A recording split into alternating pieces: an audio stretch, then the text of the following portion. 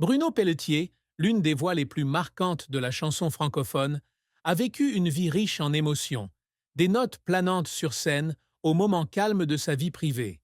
Né le 7 août 1962 à Charlebourg, en banlieue de Québec, au Canada, il grandit dans une famille modeste où la musique devient un exutoire pour son âme sensible.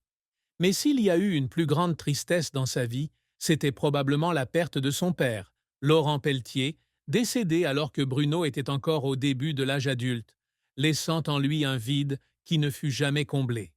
Laurent n'est pas seulement le père de Bruno, mais aussi sa première inspiration musicale. Lorsque Bruno avait 7 ans, son père lui offre sa première guitare, lui ouvrant ainsi la porte du monde des mélodies.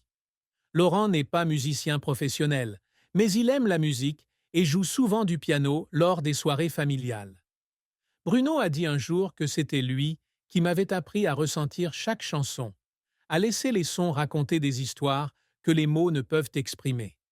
Ainsi, lorsque son père est décédé, un événement dont il parlait rarement en public, Bruno avait le sentiment d'avoir perdu une partie de son âme.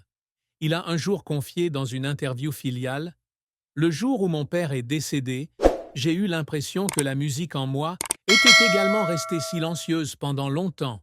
Je ne savais pas comment continuer. Cette tristesse n'est pas seulement une perte émotionnelle, mais aussi un grand choc mental.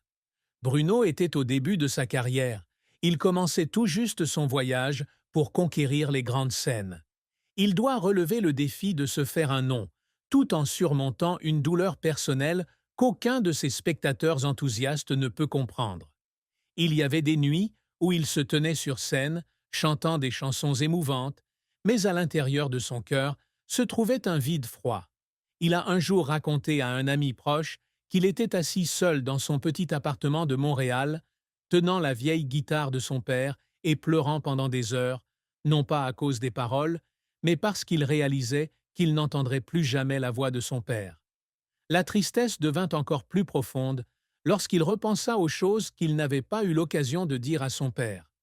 Bruno est introverti, et il admet qu'il n'était pas doué pour exprimer ses émotions lorsque son père était en vie. Il aurait aimé pouvoir remonter le temps juste pour lui dire à quel point il lui était reconnaissant.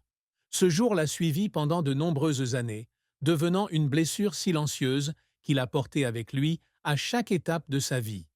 Bien qu'il ait connu par la suite de grands succès, du rôle de Gringoire dans Notre-Dame de Paris à des récompenses prestigieuses, la tristesse de la perte de son père est restée un recoin caché qu'il n'a jamais complètement surmonté. La carrière de Bruno Pelletier est un long et inspirant parcours, où le talent, la passion et la présence l'ont mené des petits bars de Montréal aux plus grandes scènes du monde. Mais ce chemin n'est pas seulement plein de gloire, mais aussi d'échecs amers et d'efforts qui le font pleurer. Bruno s'intéresse à la musique dès son plus jeune âge, mais sa carrière professionnelle décolle réellement dans les années 90, lorsqu'il rejoint des groupes de rock comme Amanite et Sneak Preview, chantant en anglais. C'était une époque où il était jeune, plein d'enthousiasme mais aussi d'incertitude. Il raconte qu'à cette époque, il jouait souvent dans des bars étroits où le public l'écoutait parfois avec tristesse. Une fois, il a chanté de tout son cœur, mais n'a reçu que quelques applaudissements isolés. Et lorsqu'il est descendu